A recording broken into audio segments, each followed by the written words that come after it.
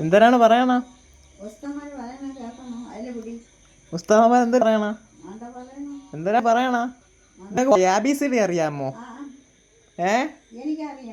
ABCD എത്ര അക്ഷരം ഉണ്ടെന്ന് അറിയാമോ? എത്ര എത്ര എത്ര ക്ലാസ് വരെ വാതി? എത്രാം ക്ലാസ് വരെ വാതിന്ന്? 30 വേണ്ടതൊക്കെ കിതാബ് മതി. മൗലൂദ് പഠിച്ച്, ഇബ്രാഹിം പഠിച്ച്, മൊഹീദ്ദീൻമാല പഠിച്ച്, പശിപ്പാട്ട് പഠിച്ച്,